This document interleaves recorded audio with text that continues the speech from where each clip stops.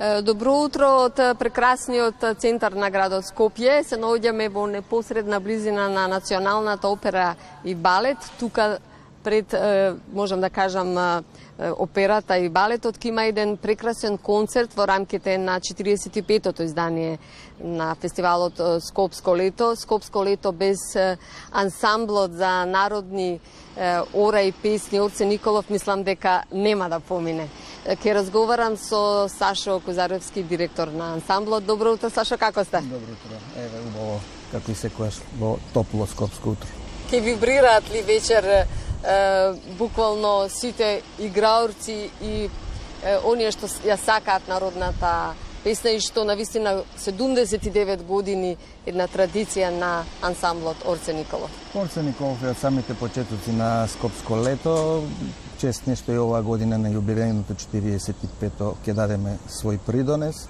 Мотото на концертот е фолклорни вибрации, затоа што ансамблот Орце Николов секогаш вибрира во ритмот на народот, на нашите скопјани.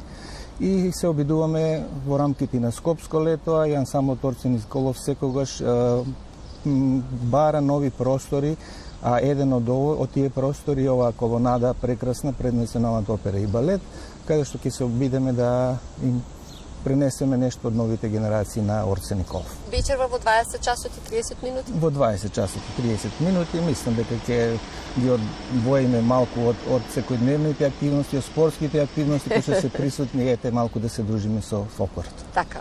Буквално концерт под отворено небо, како што впрочем и убаво го кажавте и вие како ансамбл и Скопско лето секогаш претендира сите настани да бидат на отворено. Сега времето или временските непогоди може да одложат нешто, меѓутоа секогаш се оди и тенденцијата е фестивалот да се одржува на отворено.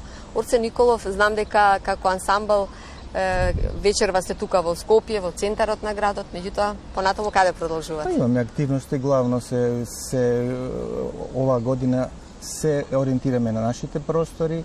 Веќе овој викенд ќе бидеме дел од јубилејниот 50-ти фестивал во Долнени, во Прилеп.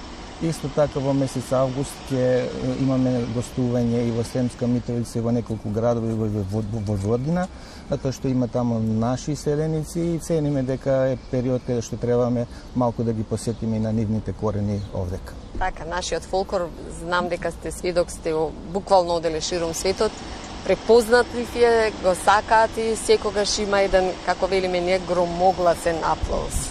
Добро, ние секогаш имаме доста понуди, меѓутоа се ориентираме да овие полеќе ги градиме овие нови генерации, да им дадеме нови простори и секако со оглед на економските услови се адаптираме да нема можности да правиме некои поскапи гостувања во овој период.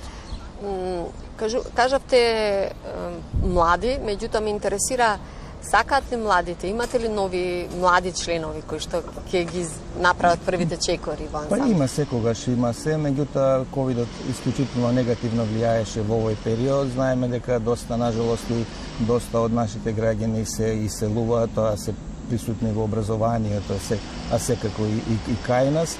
Меѓутоа секако дека има интерес, ние се обидуваме да го одржиме тоа ниво, мада можам слободно да кажам дека е навистина тешко во овие современи услови да се одржи тоа високо ниво кое што го имаме поставено и реномето кое што го градевме во изминатите 79 години.